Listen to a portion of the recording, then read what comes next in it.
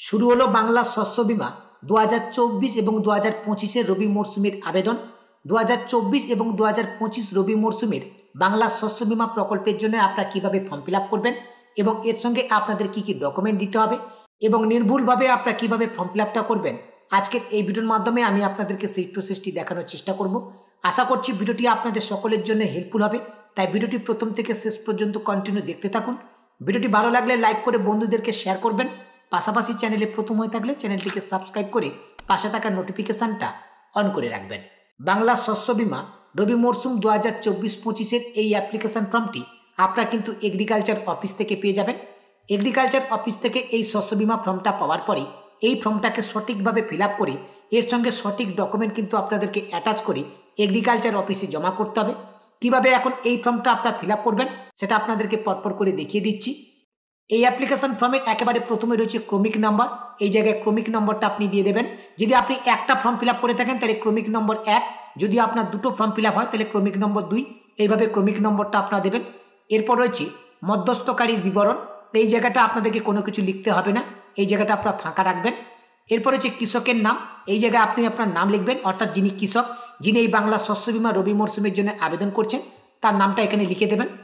এরপর হচ্ছে পিতা মাতা স্বামী, অর্থাৎ অভিভাবক যিনি রয়েছেন তার নামটা এখানে লিখে দেবেন। এরপর হচ্ছে বয়স, এখানে বয়সটা আপনারা লিখে দেবেন। এরপর হচ্ছে লিঙ্গ, লিঙ্গটা এখান থেকে আপনারা সিলেক্ট করে নেবেন। যদি পুরুষ হয় তাহলে পুংলিঙ্গটা আপনারা সিলেক্ট করবেন, যদি মহিলা হয় এখান থেকে স্ত্রীলিঙ্গটাকে আপনারা সিলেক্ট করে নেবেন। এরপর হচ্ছে ভোটার কার্ড অর্থাৎ এপিক কার্ড নাম্বার, এটা কিন্তু আবশ্যিক, এই নাম্বারটা কিন্তু আপনাদেরকে দিতে হবে। ভোটার কার্ডের নাম্বারটা আপনারা এখানে লিখে দেবেন। এরপর হচ্ছে জাতি, আপনার কি জাতি রয়েছে সেই জাতিটা আপনি এখান থেকে সিলেক্ট করে নেবেন। এরপর হচ্ছে মোবাইল নাম্বার, একটি বৈধ মোবাইল নাম্বার, যে নাম্বারটা আপনারা বর্তমানে ইউজ করছেন সেই মোবাইল নাম্বারটা আপনারা এখানে লিখে দেবেন। এরপর রয়েছে আধার নাম্বার, এটাও কিন্তু আবশ্যিক, অর্থাৎ আপনাদেরকে দিতে হবে, এই জায়গায় আধার নাম্বারটা আপনারা লিখে দেবেন।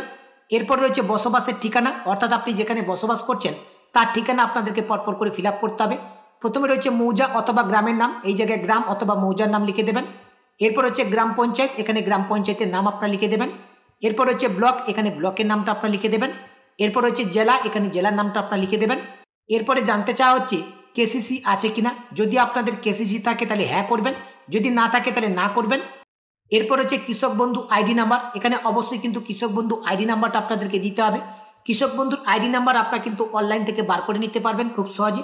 কিভাবে কৃষক বন্ধুর আইডি নাম্বার বার করতে হয় সেই নিয়ে এই চ্যানেলে অলরেডি একটি ভিডিও আপলোড করা রয়েছে, সেই ভিডিওর লিঙ্ক এই ভিডিওর ডিসক্রিপশন বক্সে আমি দিয়ে রাখবো। আপনারা চাইলে সেই ভিডিওটি দেখে অনলাইন থেকে কৃষক বন্ধুর আইডি নম্বরটাকে বার করে নিতে পারেন। এরপর হচ্ছে বীমার জন্য প্রস্তাবিত ফসল এবং জমির বিবরণ, অর্থাৎ এখন ফসল এবং জমির বিবরণ কিন্তু এখানে উল্লেখ করতে হবে। প্রথমে রয়েছে অর্ধসূচিত ফসলের নাম, কোন ফসলের জন্য আপনি আবেদন করছেন সেই ফসলের নাম এখানে লিখে দেবেন। তারপরে রয়েছে অর্ধসূচিত এলাকা, অর্থাৎ যে এলাকায় আপনি এই ফসলটা চাষ করেছেন সেই এলাকার কিন্তু বিবরণ এখানে ফিল করতে হবে। সেই এলাকার ব্লকের নাম, গ্রাম পঞ্চায়েতের নাম, মৌজা অথবা জেল নম্বরটা এখানে লিখে দেবেন। এরপর হচ্ছে খতিয়ান নাম্বার, এখানে খতিয়ান নাম্বারটা আপনারা লিখে দেবেন। এরপর হচ্ছে দাগ নম্বর, জায়গায় দাগ নম্বরটা এখানে লিখে দেবেন। বীমার জন্য প্রস্তাবিত এলাকা একর, অর্থাৎ কত পরিমাণ জায়গা আপনার রয়েছে সেই জায়গাটা একরে কনভার্ট করে একরের পরিমাণটা এখানে লিখে দেবেন। এরপর হচ্ছে নিজস্ব জমি নাকি ভাগ চাষি নাকি ভাড়া নেওয়া চাষি, কীরকম জমির ধারণ সেটা এখানে আপনারা লিখে দেবেন। এরপর হচ্ছে ফসল রোপণের সম্ভাব্য রোপণের তারিখ, অর্থাৎ এই রবি মরশুমের ফসল যে আপনি চাষ করেছেন, যেদিন আপনি চাষ করেছেন তার একটা সম্ভাব্য তারিখ এখানে লিখে দেবেন। অ্যাকচুয়াল তারিখ এখানে লিখতে হবে এমনটা নয়, একটা সম্ভাব্য তারিখ এখানে আপনারা লিখে দেবেন।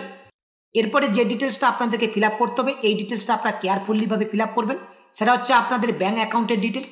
দেখুন এই পেজের নিচের দিকে রয়েছে কৃষকের নাম, ব্যাংকের পাসবই অনুযায়ী আপনার ব্যাংকের পাসবইতে যে নাম রয়েছে সেই নামটি দেখে দেখে আপনারা এখানে লিখবেন। এরপর হচ্ছে ব্যাংকের নাম, আপনার যে ব্যাংকের অ্যাকাউন্ট রয়েছে সেই ব্যাংকের নামটা এখানে লিখবেন। এরপর হচ্ছে ব্রাঞ্চের নাম, ব্যাংকের ব্রাঞ্চের নাম কি রয়েছে সেটা এখানে লিখে দেবেন। এরপর হচ্ছে অ্যাকাউন্ট নম্বর, এই জায়গায় ব্যাংকের অ্যাকাউন্ট নম্বরটা লিখবেন। এরপর হচ্ছে আইএফসি, ব্যাংকের আইএফসি কোড যেটা রয়েছে সেটা দেখে সঠিকভাবে এখানে লিখে দেবেন। এরপর হচ্ছে অ্যাকাউন্টের ধরন, আপনার অ্যাকাউন্টটা কী ধরনের, সেভিংস নাকি কারেন্ট সেটা এখানে লিখে দেবেন।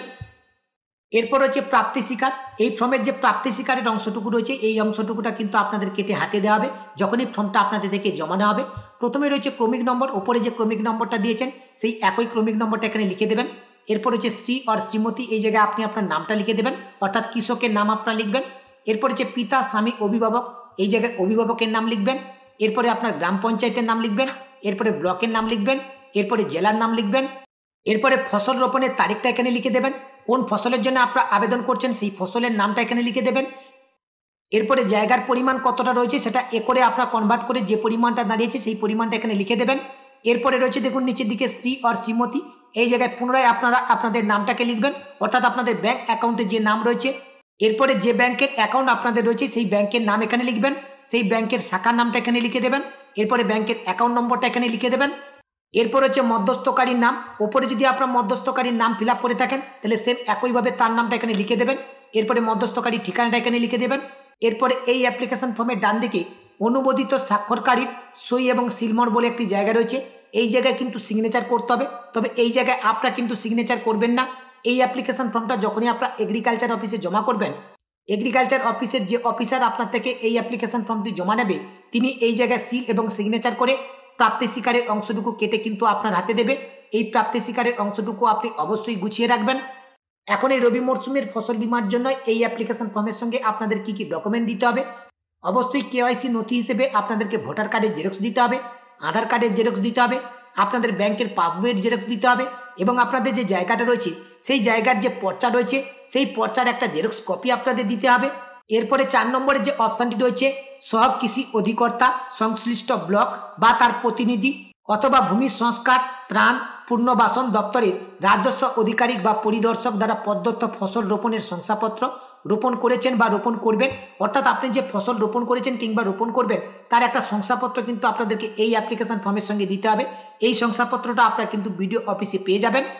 এরপরে এই পেজের নিচের দিকে দেখুন সাক্ষীর সই বলে একটি জায়গা রয়েছে, এই জায়গায় কিন্তু সাক্ষীর সিগনেচার করতে হবে, অর্থাৎ আপনি যে রবি মরশুমের ফসল চাষ করেছেন যে আপনার হয়ে সাক্ষী দিচ্ছে সেই সাক্ষীর সিগনেচার এখানে করে নেবেন। এটা কিন্তু বাধ্যতামূলক নয়, আপনার চাইলে দিতে পারেন, নাহলে এই অপশনটা আপনারা ফাঁকা রাখতে পারেন। এরপরে এই পেজের ডান দিকের দিকে দেখুন কৃষকের সই বা টিপছাপ বলে একটি অপশন রয়েছে, এই জায়গায় কৃষক অর্থাৎ যিনি আবেদন করছেন তাকে কিন্তু সিগনেচার করতে হবে। যদি সিগনেচার না জানেন তাহলে এখানে টিপছাপ দেবেন। এই পর্যন্ত বাংলা শস্য বীমা 2024 এবং 2025 রবি মরশুমের ফর্ম ফিল আপ কিন্তু সম্পূর্ণভাবে কমপ্লিট হয়ে গেছে। এর সঙ্গে যে যে ডকুমেন্টসগুলো আপনাদেরকে দিতে হবে সেই ডকুমেন্টসগুলোর কথা আমি আপনাদেরকে জানিয়ে দিলাম। এইভাবে আপনারা সঠিকভাবে ফর্মটাকে ফিল আপ করবেন এবং এর সঙ্গে যে যে ডকুমেন্টের কথা আমি আপনাদেরকে বললাম এই ডকুমেন্টগুলোকে অ্যাটাচ করে আপনাদের যে এগ্রিকালচার অফিস রয়েছে সেই এগ্রিকালচার অফিসে ফর্মটাকে জমা করবেন। তবে অবশ্যই প্রাপ্তি স্বীকারের অংশটুকুটা আপনারা হাতে নেবেন এবং এই অংশটুকু আপনারা অবশ্যই গুছিয়ে রাখবেন। আজকের ভিডিওর মাধ্যমে আপনাদেরকে এই ছোট্ট আপডেটটুকু দেওয়ার ছিল। আপডেটটি ভালো লাগলে অবশ্যই ভিডিওতে একটি লাইক করে এই ভিডিও লিঙ্কটি অন্য বন্ধুদেরকে শেয়ার করবেন এবং প্রতিনিয়ত এরকম নতুন নতুন লেটেস্ট ভিডিওর আপডেট পেতে রিচার্জ দৃষ্টি ইউটিউব চ্যানেলটিকে সাবস্ক্রাইব করে পাশে থাকা নোটিফিকেশনটা অন করে রাখবেন।